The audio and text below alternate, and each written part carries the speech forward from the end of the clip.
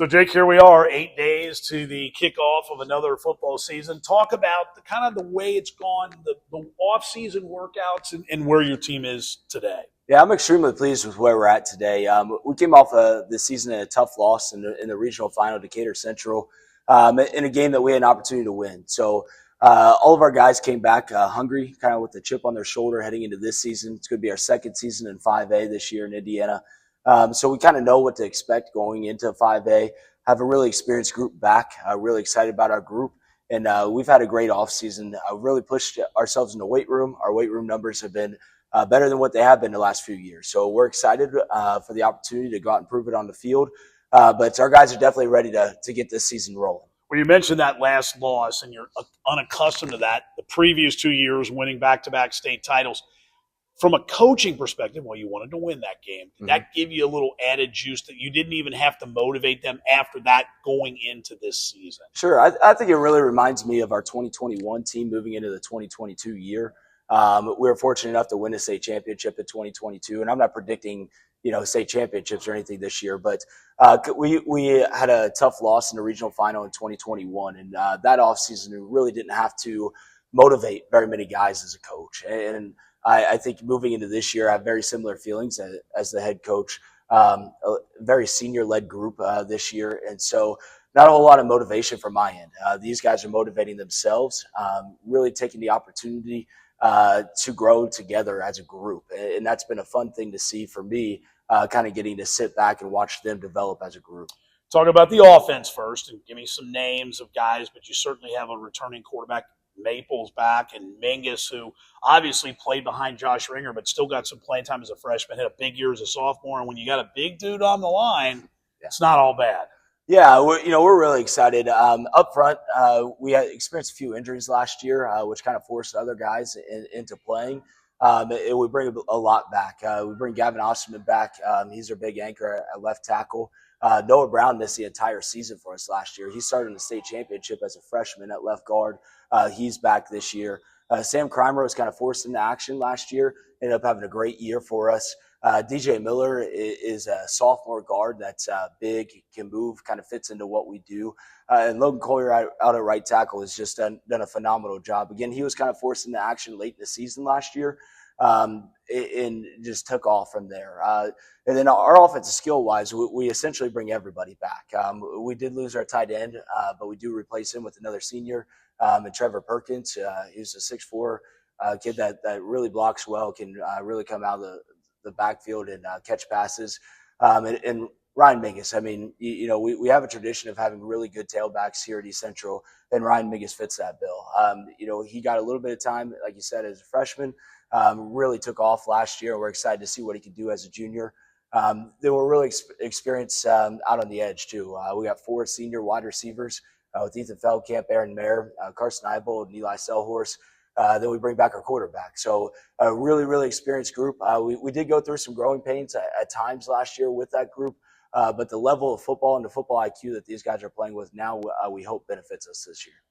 Now, defense, you only have 4 starters coming back, so you're going to be looking at some new – you obviously have some of those 4 will help, but, you're going to be looking at some new guys on that side of the ball. Yeah, we've done a lot of work there this offseason on that side of the ball. I've had a lot of guys rotating, a lot of evaluation going on that side of the ball.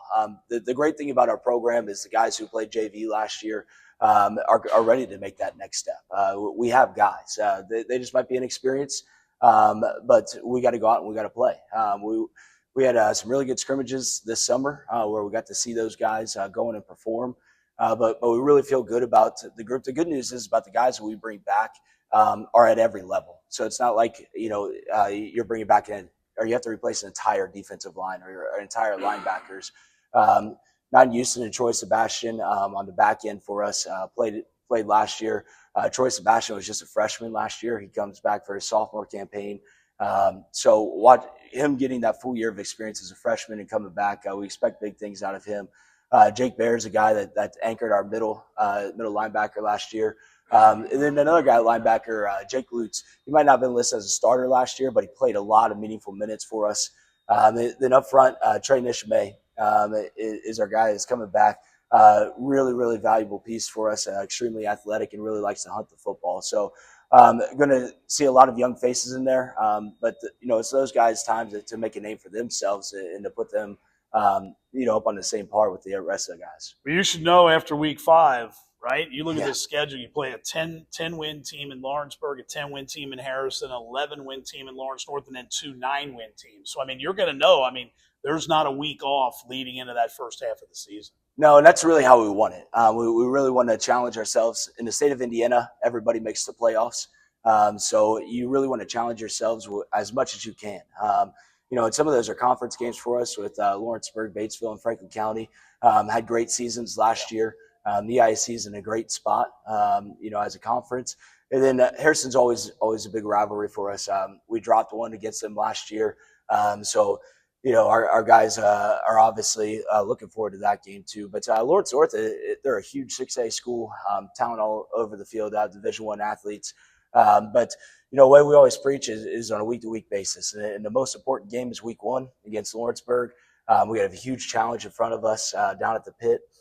With Lawrenceburg being a 10-win team, I know that they're hungry, to try to knock us off. So it'll be a great environment, and it'll be a big challenge for us. Well, you mentioned hungry because if you guys win this year, that'll be 30 straight victories against Lawrenceburg. You got to go back to 1992. I mean, Ryan Kaniga said, that's when I was a freshman. And some people might look at this. I mean, now you're 5A, they're 3A, and say, if you're Lawrenceburg, are you nuts? Yeah. When you've lost that many in a row, but he loves the challenge and kind of what you said. I mean, it's a great way to prepare and find out about your football team right out of the gate.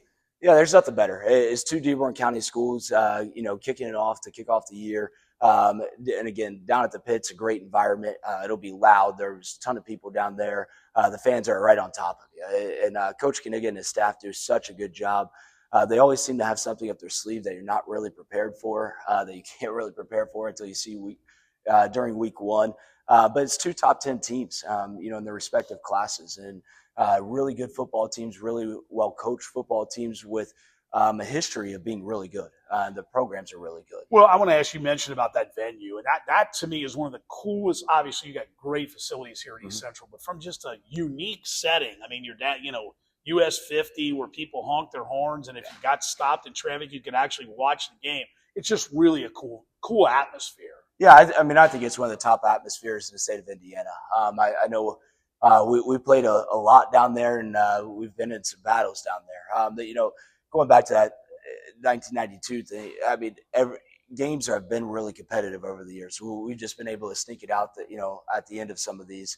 But the environment's just amazing. Our locker room where we're located, we walk out into the jungle in order to enter into the field.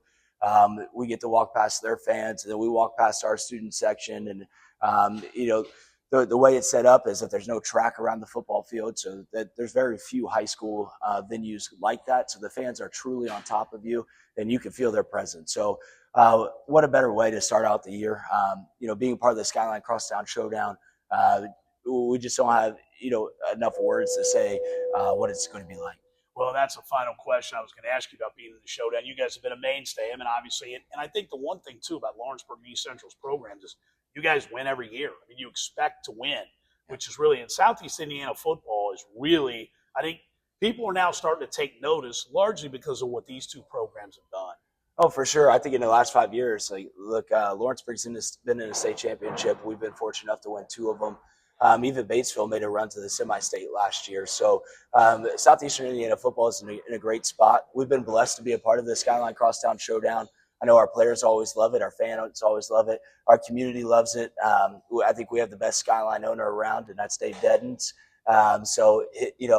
Everything about it is just an awesome experience for our players. And it's 2 great football teams that get to go at it and that are going to win a lot of football games this year. And the expectations are sky high, and that's where the fans come involved. That they show up to this game because they want to see 2 top programs compete and go at each other, and especially in a week 1 environment.